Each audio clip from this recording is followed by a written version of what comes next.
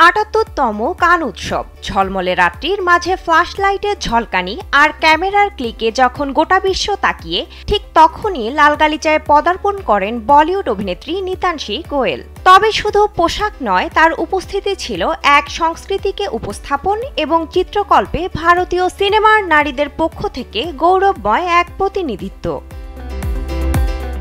Z by Monika and কারিশমার চোখ ধাঁধানো শাড়িতে সজ্জিত নিতানসী যেন হয়ে ওঠেন এক রূপকথার চরিত্র, আর তার ব্যতিক্রমী হেয়ার অ্যাক্সেসরিটি তা যেন বলেই দিচ্ছিল এই মঞ্চে লেখা হচ্ছে এক নতুন ইতিহাস। ভারতীয় গণমাধ্যম সূত্রে জানা যায়, অভিনেত্রীর এই লুক ছিল এক ধরনের শ্রদ্ধা নিবেদন, যা পুরনো ভারতীয় সৌন্দর্যবোধকে আন্তর্জাতিক মঞ্চের জন্য নতুনভাবে রূপায়িত করা হয়েছে। স্যান্ডেলিনা সো, রূপচর্চায় আভিজাত্য।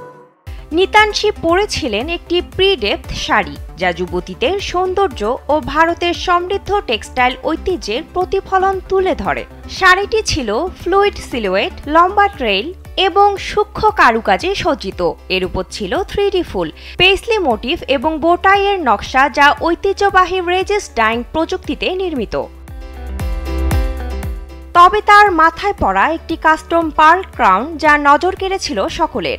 এই মুকুটে ঝুলছিল মুক্তার লতা, যার সঙ্গে যুক্ত ছিল ক্ষুদ্র ক্ষুদ্র বেশ কিছু ছবির ফ্রেম। ফ্রেমগুলোতে ছিল ভারতীয় সিনেমার কিংবদন্তি মধুবালা, শ্রীদেবী, রেখা, হেমা মালিনীর মতো অভিনেত্রীদের সাদা কালো ছবি।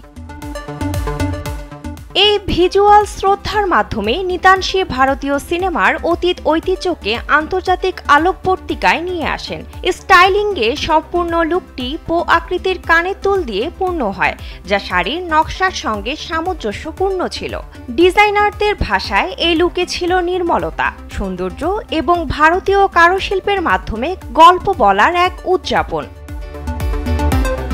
কান চলচ্চিত্র উৎসব, যেখানে ফ্যাশন, কূটনীতি ও সাংস্কৃতিক কাহিনীচিত্রের মঞ্চ হিসেবে পরিচিত, সেখানে নিতানসীর পোশাক কেবল ভারতের পোশাক শৈলীর উৎকর্ষতা প্রদর্শন করেনি, বরং তুলে ধরেছে সেই সব কিংবদন্তি অভিনেত্রীদের যারা ভারতীয় সিনেমার স্বর্ণযুগ গড়ে তুলেছিলেন।